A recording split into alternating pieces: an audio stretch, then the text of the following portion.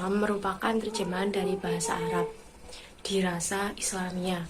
Dalam bahasa Inggris disebut Islamic Studies, dan secara harfiah, studi Islam adalah kajian mengenai hal-hal yang berkaitan dengan Islam.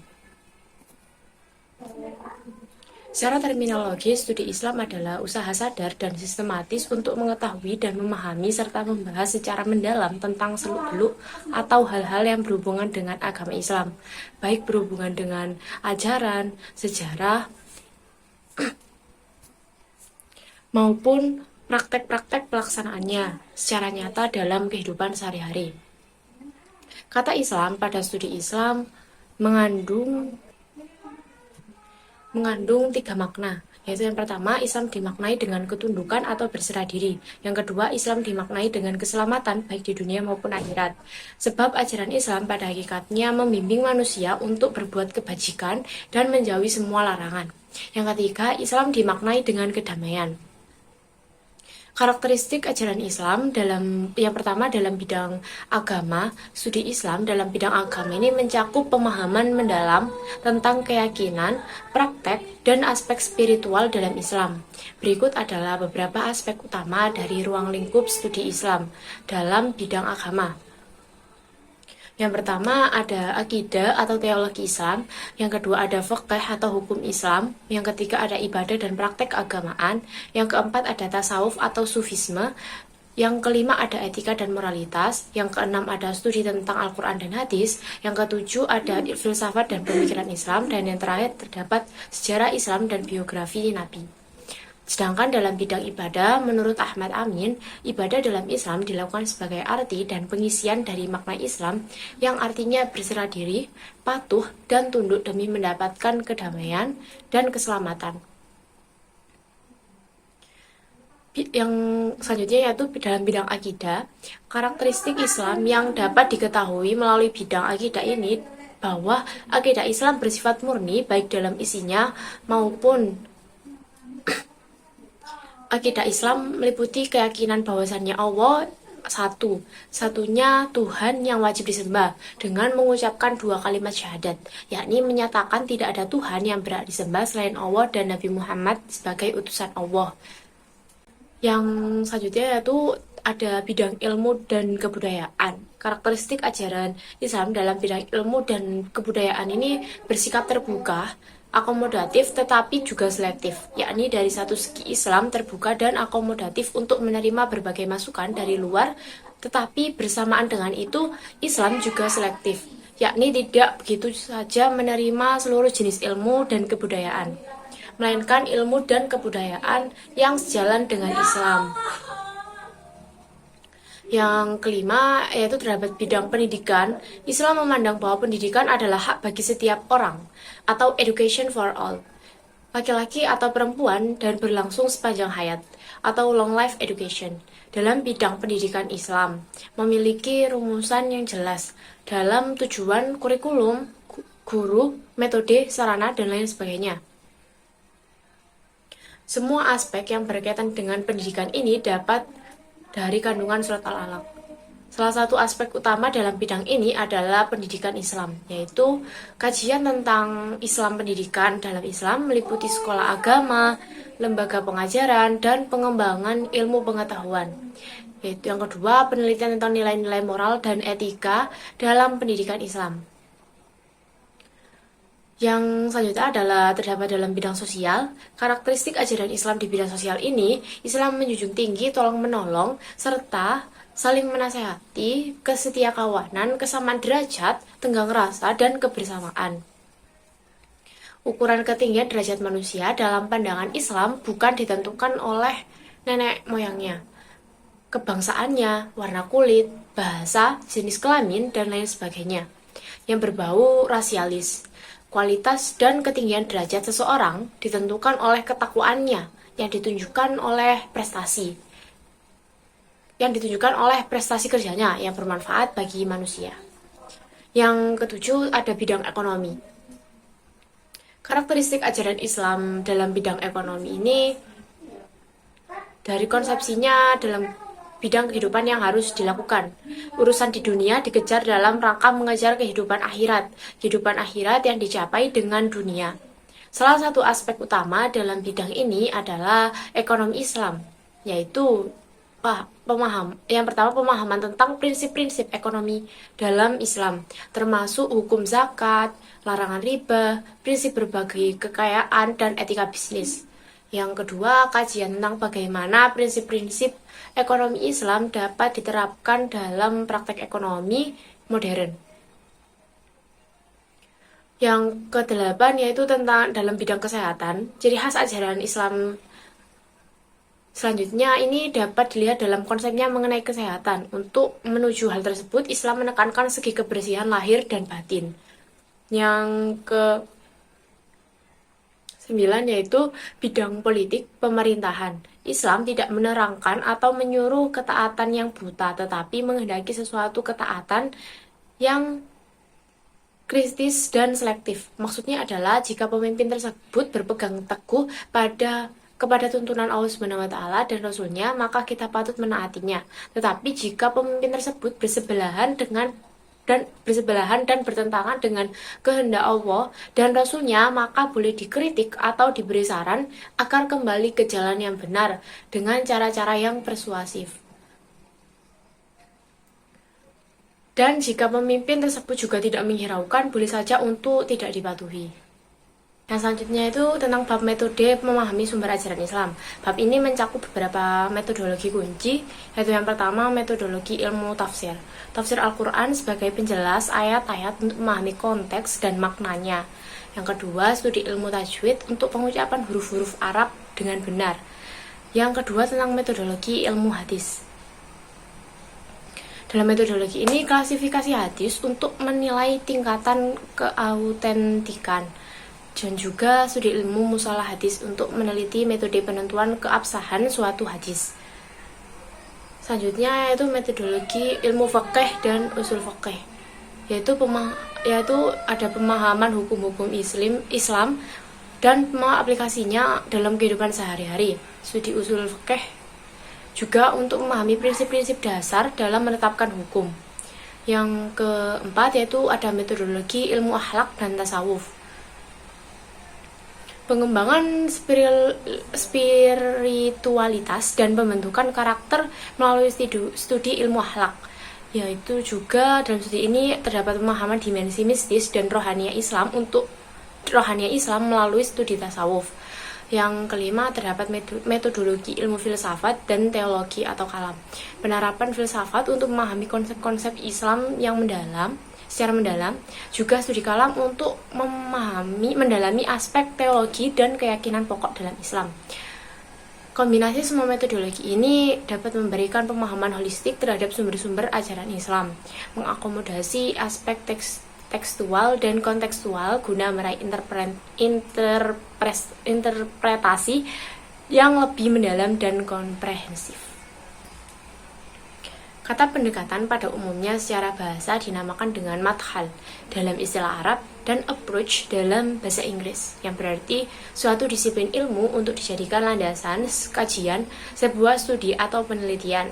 Pendekatan dalam aplikasinya lebih mendekati disiplin ilmu karena tujuan utama pendekatan ini untuk mengetahui sebuah kajian dan langkah-langkah metodologis yang dipakai dalam pengkajian atau penelitian itu sendiri.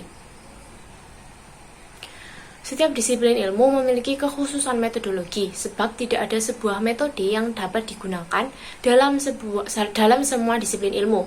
Jika seseorang pengkaji telah menentukan pendekatan yang digunakannya, akan dengan mudah terbaca langkah-langkah metodologisnya yang digunakannya. Yang pertama, pendekatan doktrinal dan teologis dalam studi Islam.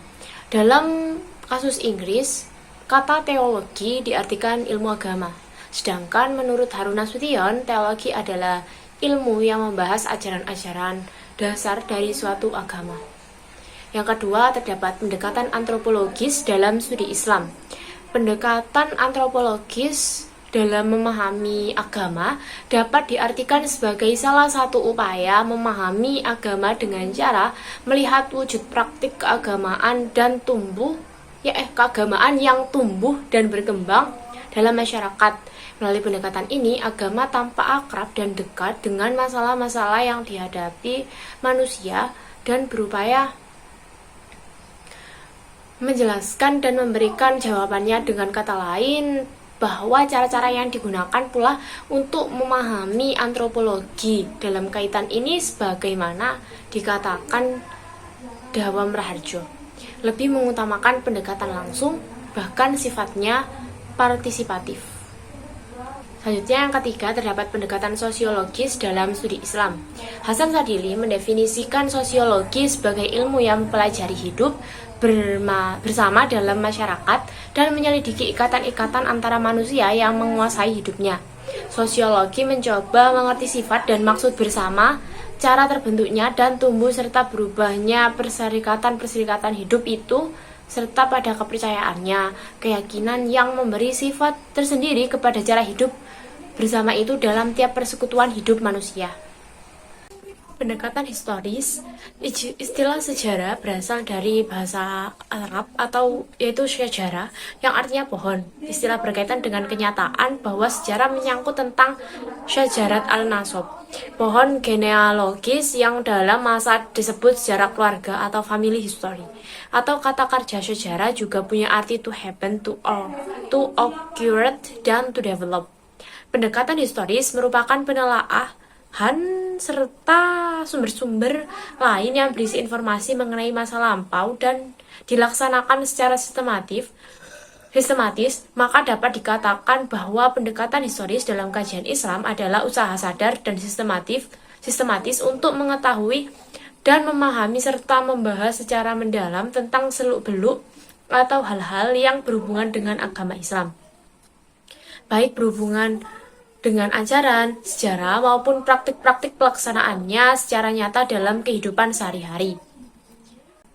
Yang kedua, pendekatan filosofis. Secara harfiah, kata filsafat berasal dari philo yang artinya cinta kepada kebenaran, ilmu, dan hikmah. Selain itu, filsafat dapat pula berarti mencari hakikat sesuatu, berusaha menautkan sebab dan akibat, serta berusaha menafsirkan pengalaman manusia. Dalam Kamus Umum Bahasa Indonesia, Purwadarminta mengartikan filsafat sebagai pengetahuan dan penyelidikan dengan akal budi mengenai sebab-sebab, asas-asas, hukum, dan sebagainya terhadap segala yang ada di alam semesta, maupun mengenai kebenaran dan arti adanya sesuatu. Selanjutnya terdapat pendekatan psikologis. Ilmu psikologi agama terdiri dari dua kata, yaitu psikologi dan agama. Kata psikologi sendiri berasal dari bahasa Yunani, yaitu psyche, yang artinya jiwa, dan logos yang berarti ilmu, pengetahuan. Dengan demikian, secara etimologis, kata psikologi dapat diartikan sebagai ilmu jiwa. Psikologi agama adalah ilmu yang membahas kehidupan manusia yang beragama pada manusia dari pengaruh keyakinan agama tersebut dalam sikap dan cara berpikir serta keadaan hidup pada umumnya di tengah-tengah masyarakat. Selanjutnya terdapat pendekatan kebudayaan. Dalam Kamus Umum Bahasa Indonesia, kebudayaan diartikan sebagai hasil kegiatan dan penciptaan batin atau akal budi manusia seperti kepercayaan, kesenian, adat, istiadat, dan berarti pula kegiatan usaha, batin, akal, dan sebagainya untuk menciptakan sesuatu yang termasuk hasil kebudayaan. Dengan demikian, kebudayaan adalah hasil daya cipta manusia dengan menggunakan dan mengerahkan segenap potensi batin yang dimilikinya. Di dalam kebudayaan tersebut terdapat pengetahuan, keyakinan, seni, moral, adat istiadat, dan sebagainya. Dalam pengertian agama Islam berarti kepatuhan terhadap kehendak dan kemauan Allah Subhanahu wa Ta'ala, serta taat kepada hukum dan aturannya.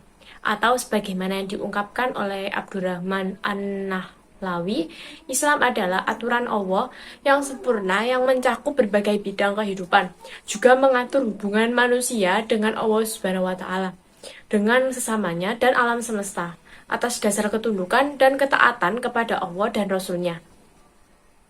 Globalisme atau universalisme Islam merupakan sebuah pemahaman yang berangkat dari fakta tekstual, historis, bahwa risalah Islam ditujukan untuk semua umat, segenap ras dan bangsa, serta untuk semua lapisan masyarakat. Modernisme dan puritanisme Islam.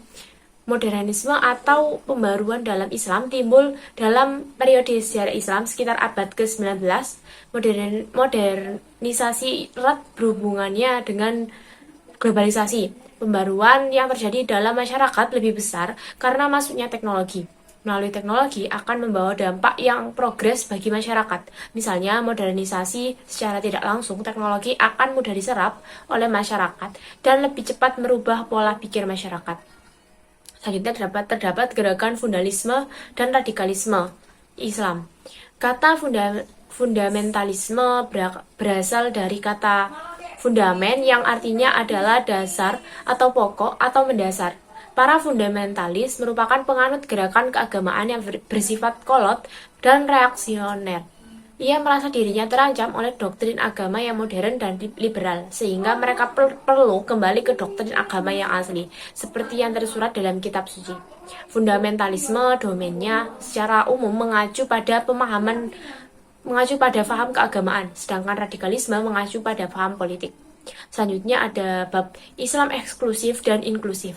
Secara harfiah, eksklusif berasal dari kata bahasa Inggris yaitu eksklusif, yang berarti sendirian, dengan tidak disertai yang lain, terpisah dari yang lain, berdiri sendiri, semata-mata, dan tidak ada sangkut pautnya dengan yang lain. Secara umum, eksklusif adalah sikap yang memandang bahwa keyakinan, pandangan, pikiran, dan diri Islam sendirilah yang paling benar. Sementara keyakinan, pandangan, pikiran, dan prinsip yang dianut agama lain salah, sesat, dan harus dijauhi. Selanjutnya pada bab Islamisasi ilmu pengetahuan pada dasarnya telah berlangsung sejak permulaan Islam hingga zaman kita sekarang. Wahyu yang pertama diturunkan kepada Nabi secara jelas menegaskan semangat Islamisasi ilmu pengetahuan. Ketika mendengar istilah Islamisasi ilmu pengetahuan, ada sebuah kesan bahwa ada sebagian ilmu yang tidak Islam sehingga perlu untuk diislamkan, dan untuk mengislamkannya maka diberikanlah kepada ilmu-ilmu tersebut label Islam, sehingga kemudian munculnya istilah-istilah ekonomi Islam, kimia Islam, fisika Islam, dan sebagainya. Bahkan ada sebagian orang yang ceroboh menganggap Islamisasi sebagai suatu proses yang berkaitan dengan objek-objek eksternal, kemudian mengaitkannya dengan komputer, kereta api, mobil, dan bom Islam. Pengertian Islamisasi ilmu pengetahuan ini secara jelas diterangkan oleh al-atas, yaitu pembebasan manusia dari tradisi magis, mitologis, animistis, budaya nasional yang bertentangan dengan Islam, dan dari belenggu paham sekuler terhadap pemikiran dan bahasa. Selanjutnya ada bab pluralisme. Pluralisme berasal dari kata plural yang berarti banyak atau lebih dari satu. Kata plural sendiri berakar dari kata Latin plus pluris yang secara bahasa berarti lebih dari satu, dan isme berhubungan dengan paham atau aliran. Dengan demikian, secara etimologi pluralisme bisa dikatakan sesuatu yang lebih dari satu substansi dan mengacu kepada adanya realitas dan kenyataan. Pluralisme tidak bisa dipisahkan dengan makna pluralitas. Pluralisme merupakan proses yang bisa menerjemahkan realitas keragaman dan sistem nilai. Sikap yang menjadi kohesi sosial yang berkelanjutan. Sedangkan pluralitas adalah perbedaan dalam persoalan budaya, etnik, dan juga agama.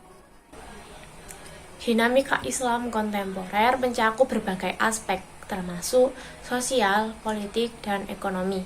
Beberapa pokok bahasan yang mungkin relevan untuk materi bab ini yaitu yang pertama ada konteks sejarah, tinjauan singkat tentang perkembangan Islam dalam konteks sejarah modern, seperti perubahan sosial dan politik, kolonialisme, dan pembentukan negara-negara muslim. Yang kedua terdapat globalisasi.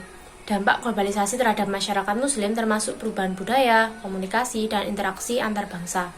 Yang ketiga terdapat politik Islam.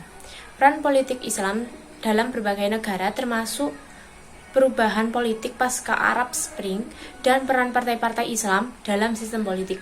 Yang keempat, pendidikan dan intelektualisme, yaitu tantangan dan peluang pendidikan Islam dalam menghadapi perkembangan ilmu pengetahuan dan teknologi, serta peran intelektual Muslim dalam mendorong pemikiran kritis. Yang kelima, hak asasi manusia.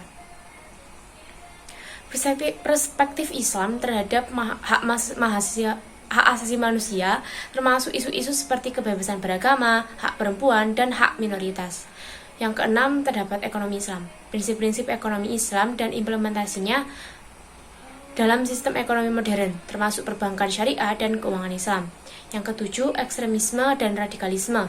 Tantangan yang dihadapi oleh masyarakat Muslim terkait ekstremisme dan upaya untuk meresponnya. Yang kedelapan, terdapat peran teknologi. Pengaruh teknologi informasi dan media sosial terhadap penyebaran informasi agama dan perubahan dinamika komunikasi dalam masyarakat Muslim. Yang kesembilan, terdapat kesehatan mental. Pemahaman Islam tentang kesehatan mental dan tantangan kesejahteraan mental dalam masyarakat kontemporer. Yang ke-10, terdapat isu lingkungan. Perspektif Islam terhadap isu-isu lingkungan dan upaya konservasi dalam konteks global yang terus berubah. Yang terus berubah. Yang selanjutnya, postmodernisme dan neomodernisme Islam. Di mana postmodernisme ini, konsep ini menekankan keragaman interpretasi dan penolakan terhadap narasi tunggal dalam konteks Islam. Hal ini mencerminkan pemahaman yang lebih bebas terhadap ajaran-ajaran dan nilai-nilai Islam. Sedangkan neomodernisme menggabungkan elemen-elemen tradisional dan modern dengan menekankan relevansi nilai-nilai Islam dengan konteks masa kini, berusaha memadukan warisan tradisional dengan ketuntutan zaman modern. Yang selanjutnya ada Islam liberal, menganut prinsip kebebasan individu dan interpretasi yang lebih terbuka terhadap teks-teks keagamaan, menekankan pada hak asasi manusia dan pluralisme dalam pemahaman agama. Kontroversial karena dianggap oleh beberapa kelompok sebagai pemikiran yang terlalu liberal dan menjauh dari ajaran klasik Islam. Selanjutnya terdapat Islam kultural dan Islam struktural. Islam kultural menekankan pada aspek budaya lokal dan tradisi dalam menjalankan ajaran Islam. Konteks kultural menjadi kunci interpretasi dan pelaksanaan. Islam struktural sendiri yaitu melihat Islam sebagai suatu struktur sosial dan politik yang perlu diatur secara sistematis, beton pada hukum-hukum Islam dan struktur kelembagaan.